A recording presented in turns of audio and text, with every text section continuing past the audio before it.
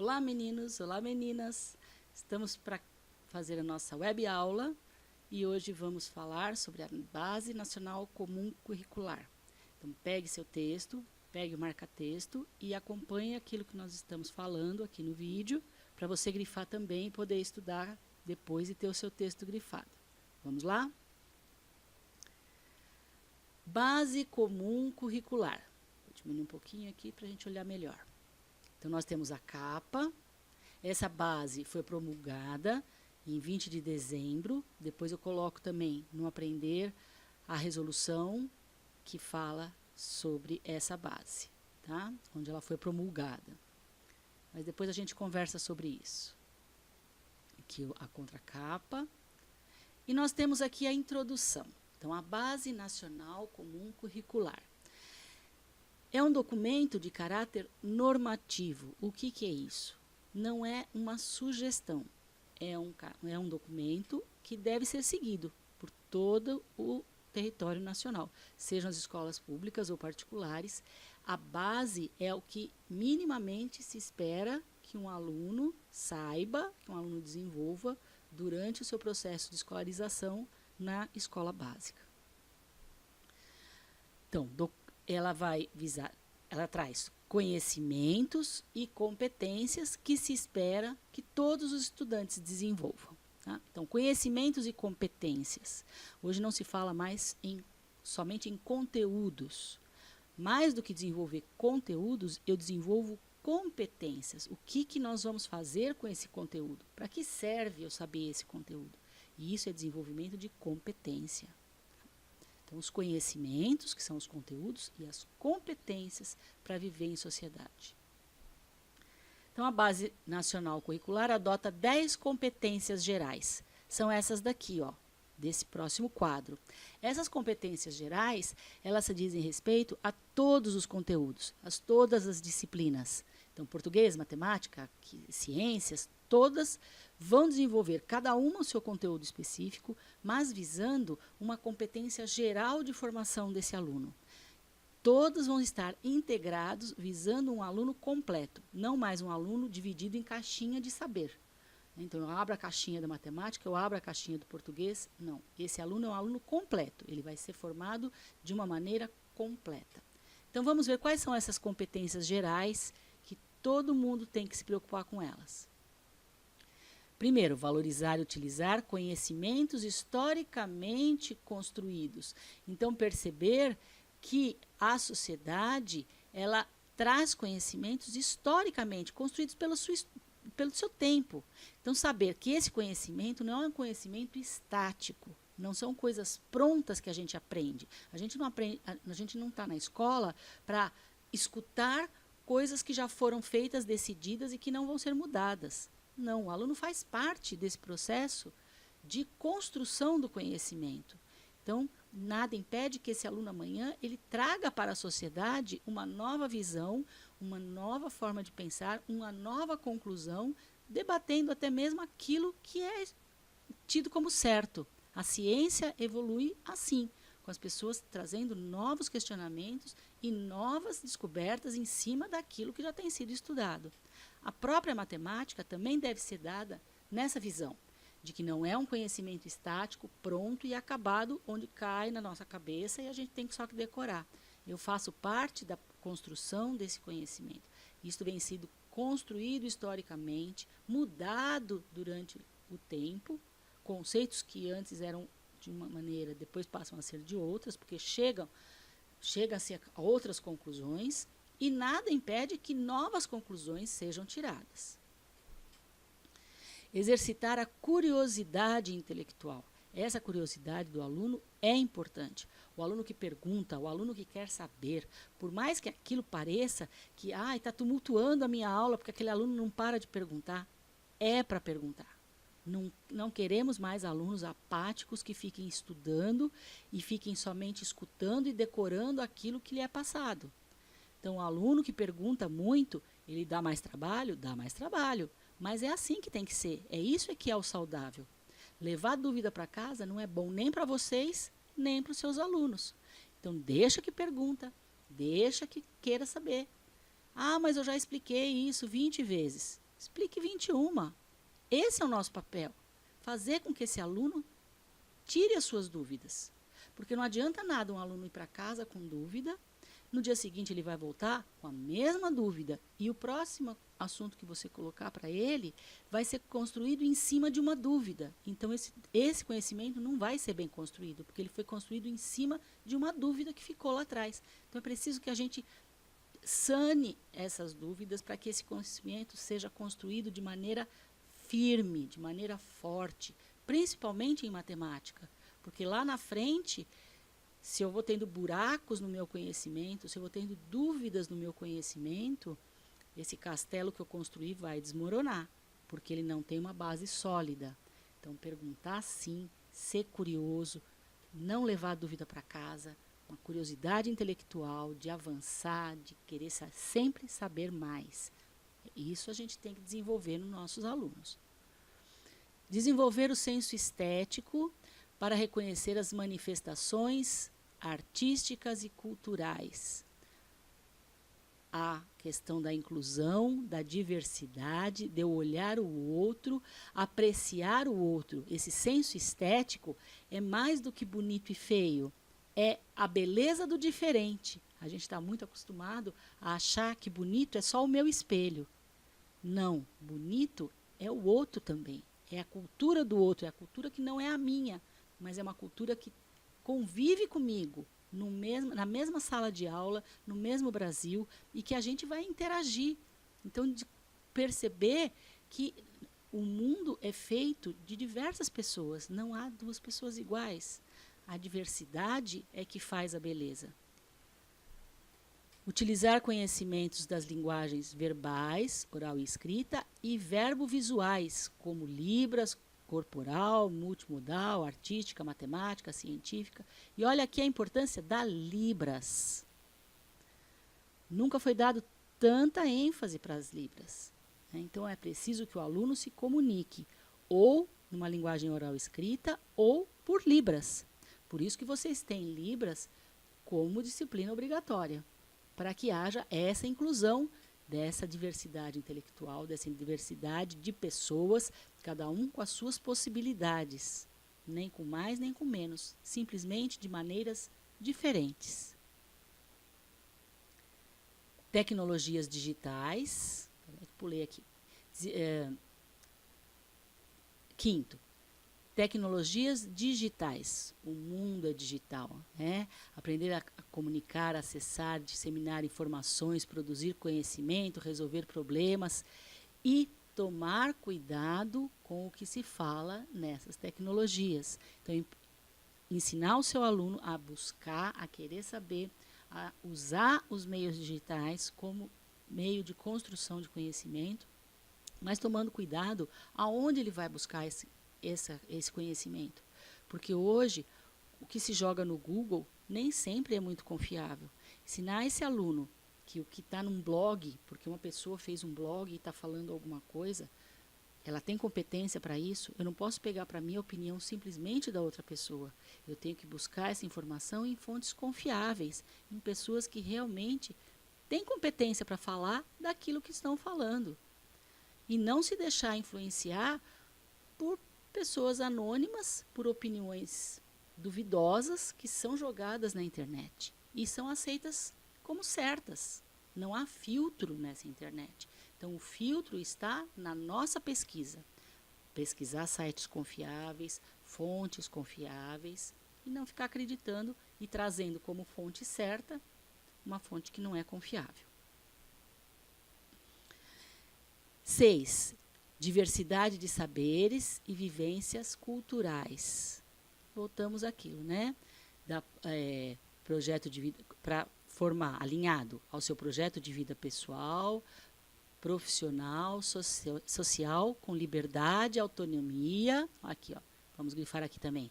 Com liberdade, autonomia, consciência crítica e responsabilidade. Então, para que nós queremos formar esse aluno? Para que nós queremos formar esse cidadão? Um cidadão que tenha liberdade, autonomia, consciência crítica e responsabilidade. Responsabilidade social. não é só os nossos direitos, mas também os nossos deveres. O que eu estou fazendo para que essa sociedade seja melhor? O que eu estou fazendo para que o mundo seja melhor? Até que ponto o que eu faço interfere na sociedade aonde eu vivo? E seja uma sociedade ampla, como a minha própria classe. A classe, a turma da classe, é a primeira sociedade que a gente, é a segunda, a primeira é a família.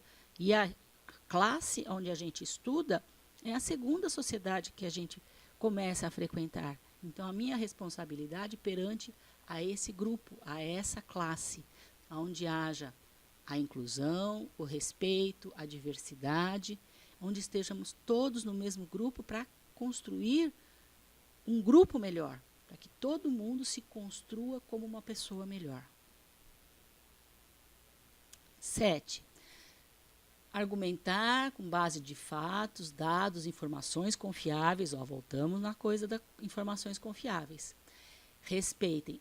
Para quê? Que respeitem, promovam os direitos humanos, a consciência socioambiental, com relação aos cuidados de si mesmo, dos outros e do planeta. Essa é a mentalidade contemporânea. Essa é a educação contemporânea. Não se educa mais a pessoa para que ela seja uma pessoa bem construída, intelectualmente, com muitos conhecimentos. Não. Eu vou formar uma pessoa intelectualmente bem construída, mas para que ela tenha ligação com si mesmo, com o outro e com o planeta. Esse tripé, eu, outro e planeta, é que formam a pessoa realmente como um todo. Essa consciência social, essa consciência cósmica de um mundo que é mais do que a minha vida. Tudo que eu faço vai interferir nesse mundo nas próximas gerações. Da mesma maneira que essa geração interferiu, a geração passada interferiu nessa geração, nós vamos construir um mundo para a geração futura. Que mundo que nós vamos construir? Então, isso nós temos que ter em mente na nossa educação. Conhecer, se apreciar e cuidar da saúde física e emocional. Então, essa construção dessa criança completa, desse aluno completo, passa pela saúde física e emocional. Não adianta eu ficar só reclamando, aquele aluno é apático, aquele aluno não participa, ou aquele aluno mudou o comportamento, ele atrapalha, ele é agressivo. Por que ele está assim? É a nossa obrigação, sim, ter um olhar atento para esse aluno. Esse aluno que muda de comportamento, esse aluno que é apático demais, ou esse aluno que é agressivo demais. Muitas vezes, ele está trazendo um outro problema por trás, de convivência na família, de um problema emocional, de um problema, às vezes, até de doença, um problema físico, que está interferindo na sua aprendizagem. Então, a gente tem que estar atento a isso, tá? E cuidar disso. Desculpa. Agir pessoal, coletivamente, com autonomia, responsabilidade, flexibilidade, resiliência e determinação. Sabe o que é resiliência? Resiliência é a capacidade que os objetos têm de voltar à sua forma original. Sabe aquele travesseiro da NASA que a gente aperta e quando ele volta para o formato original? Isso é resiliência. É uma característica que a gente tem que ter na gente, de saber que não é na primeira dificuldade que eu vou desistir. Não é na primeira dificuldade que eu vou achar que o mundo acabou, que eu vou me derrotar, que eu vou ficar lá embaixo. Então, é ensinar o aluno sempre a se reerguer. Não, você não sabe ainda, você não consegue ainda, mas você vai conseguir. Eu sei que você vai, eu confio em você, eu tenho certeza que você vai conseguir vencer essa dificuldade. Muitas vezes o professor não faz isso, não.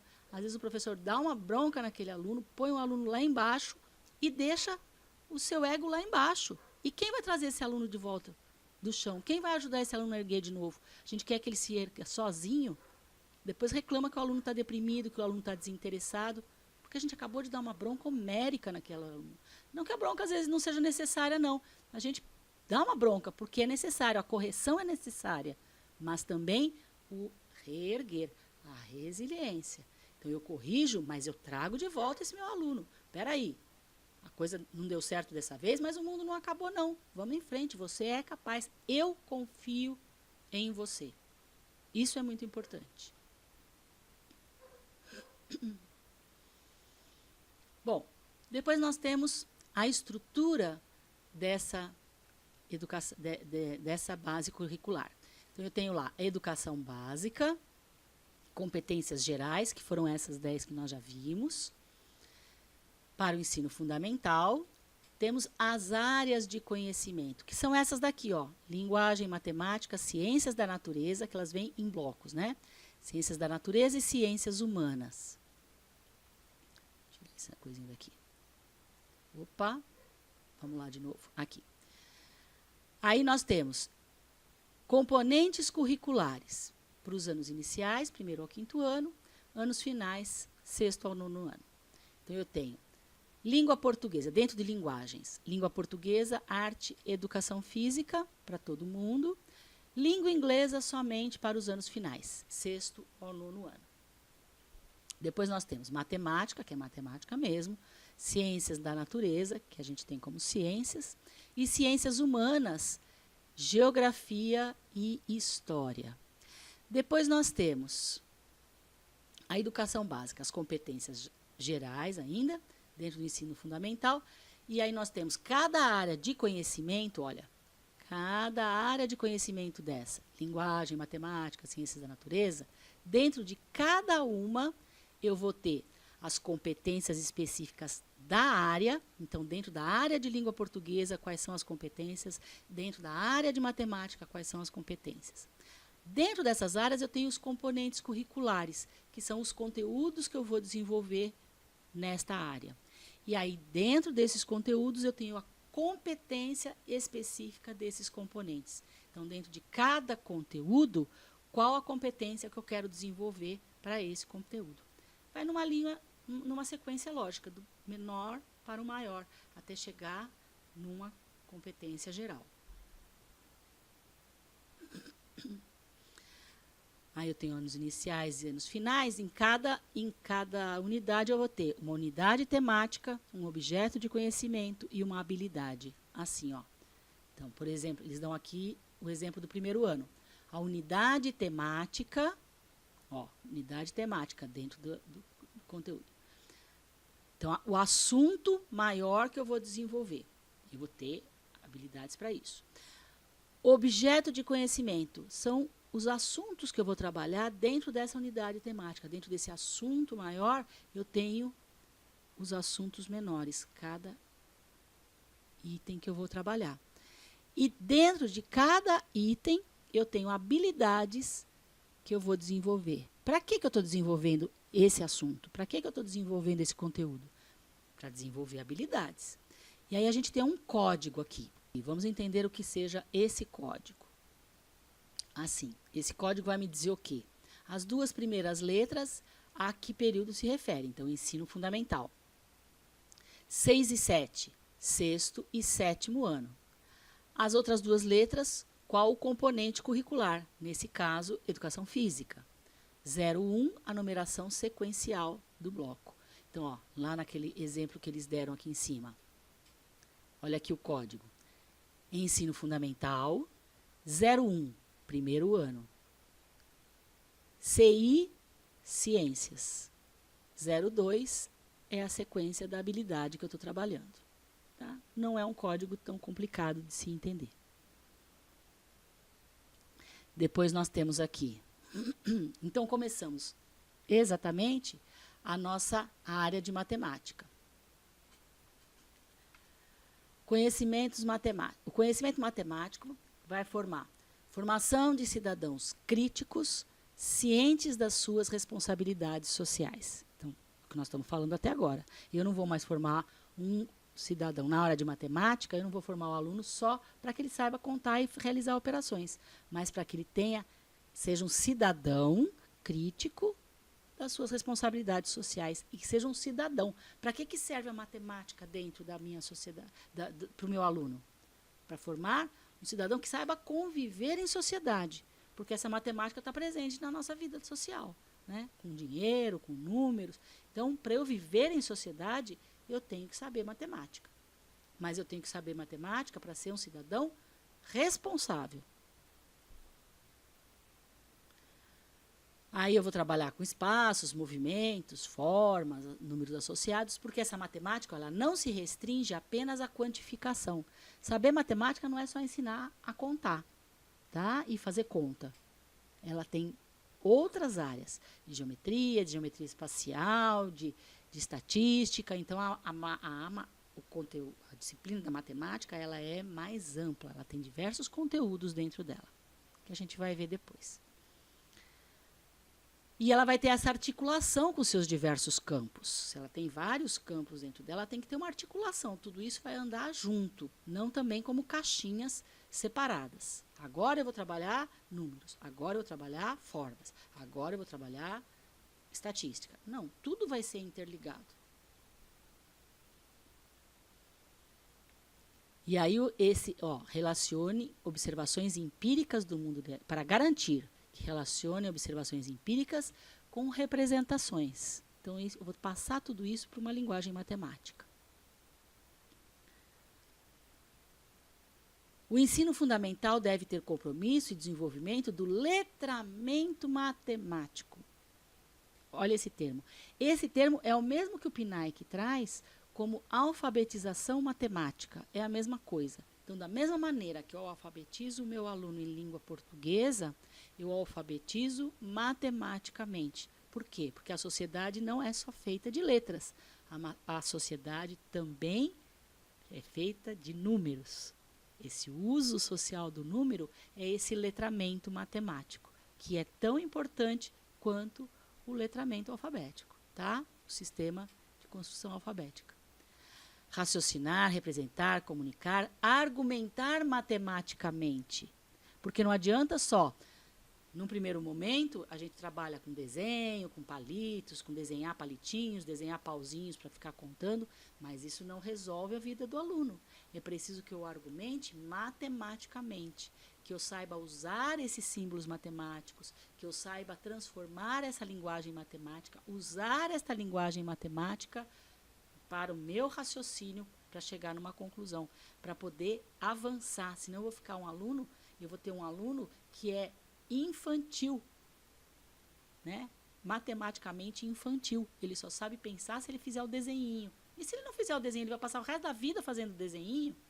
Tem situações que não dá para a gente ficar fazendo desenho. É preciso que eu faça generalizações e depois que eu já entendi aquele desenho, eu vou generalizar, usar uma linguagem matemática para que eu possa usar isso para o resto da minha vida. E que eu amadureça, que eu cresça, que eu construa esse conhecimento matemático e vá amadurecendo, para que esse conhecimento fique de uma forma adulta e não infantil. Nós temos até hoje pessoas que só sabem fazer conta com palitinhos, né? Fazendo pauzinhos e contando pauzinhos. Isso tem que evoluir. Usando resolução de problemas e ferramentas matemáticas. Então, a resolução de problemas ela vai permear todo o meu processo. Eu não tenho também uma caixinha separada para essa resolução de problemas. Então, antes a gente tinha assim, estudava adição, aí, problemas de adição. Já contei o final da história, não preciso mais nem dar esse problema. E os livros didáticos faziam isso. Problemas de adição, problemas de subtração.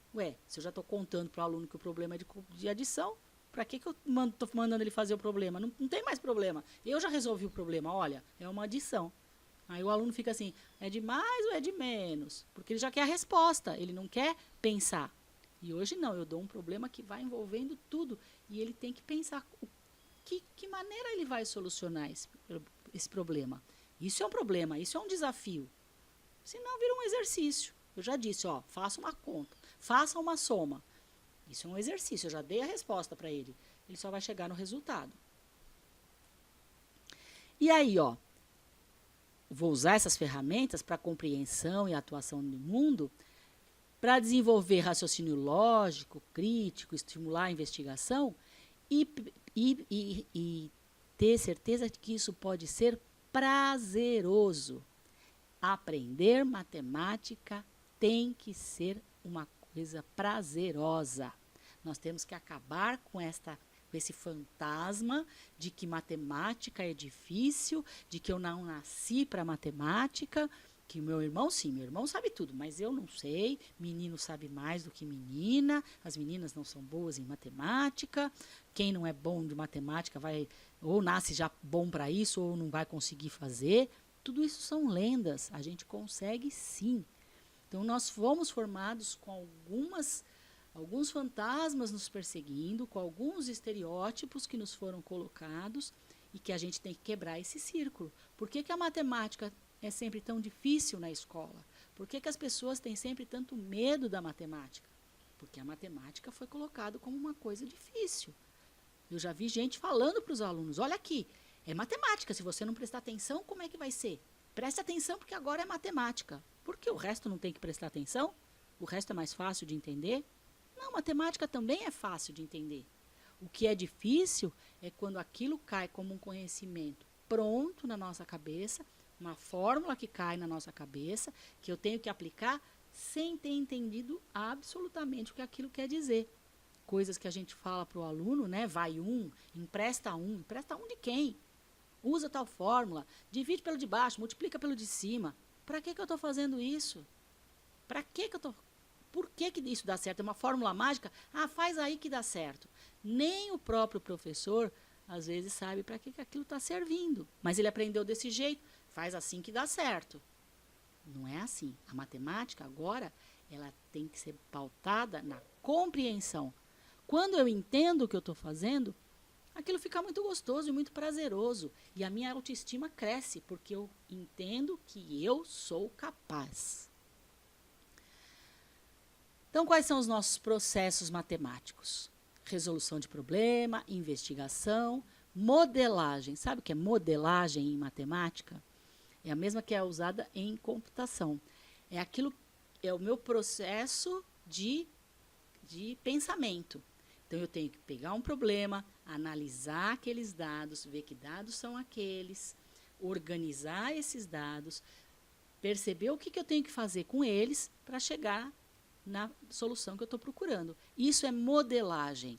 É esquematizar o seu raciocínio, depois transformar isso em linguagem matemática, porque quando o aluno tem essa modelagem e você consegue perceber essa modelagem, você consegue intervir aonde o aluno está errando. Porque ele erra no resultado, mas você não sabe porque ele errou no resultado. E às vezes ele errou, não foi na hora de fazer a conta, ele errou na hora de pensar essa conta. Ele organizou esses dados de uma maneira errada. E aí o resultado vai chegar num resultado errado mesmo. Mas então eu vou intervir não só na maneira de fazer a conta, mas eu vou intervir na maneira que ele está pensando. Então eu tenho que ter essa modelagem desse problema bem estruturada, para que fique claro aonde que está o problema, aonde que ele está errando, aonde que ele está acertando, como que ele está pensando esse problema.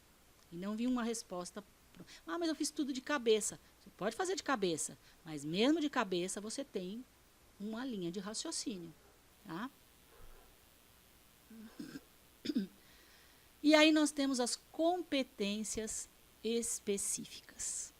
Então, por hoje, paramos aqui nas nossas competências gerais, percebendo que aluno é esse, o que eu quero formar no meu aluno, junto com todas as outras disciplinas, dentro da matemática, essa competência geral da matemática, o que é que eu quero desse aluno, que tipo de matemática eu vou ensinar para esse aluno, não mais essa matemática pronta e acabada, esse aluno que vai construir esse conhecimento, que vai ser uma atividade prazerosa, aonde ele vai ter certeza que ele vai ser capaz, para que a gente possa formar uma geração que seja boa de matemática. A gente tem que quebrar esse ciclo vicioso de pessoas que não se dão bem com a matemática e que hoje são professores que não se dão bem com matemática, mas que vão ensinar crianças passando os seus medos para essas crianças. Então, os nossos medos vão ser sanados e nós vamos passar para a nossa criança somente esse prazer em trabalhar matemática. Eu tenho certeza que você também vai conseguir. Bom, essa sua resiliência vai acontecer. Se até hoje você não foi bem de matemática, Agora você vai começar a ser. E nós vamos terminar esses 2 semestres do nosso curso de metodologia de matemática, tendo certeza que você será o melhor professor que uma escola pode ter. Tenho certeza. Pegue o texto novamente, reflita sobre tudo que nós lemos, tenha em mente que tipo de aluno que eu quero formar. Pense nessa resposta. Que tipo de aluno eu quero formar? Para que eu ensino matemática na escola? Pense nisso, porque nós vamos conversar ainda muito sobre isso. Certo? Beijo, pessoal. Espero vocês na próxima aula, lá na faculdade.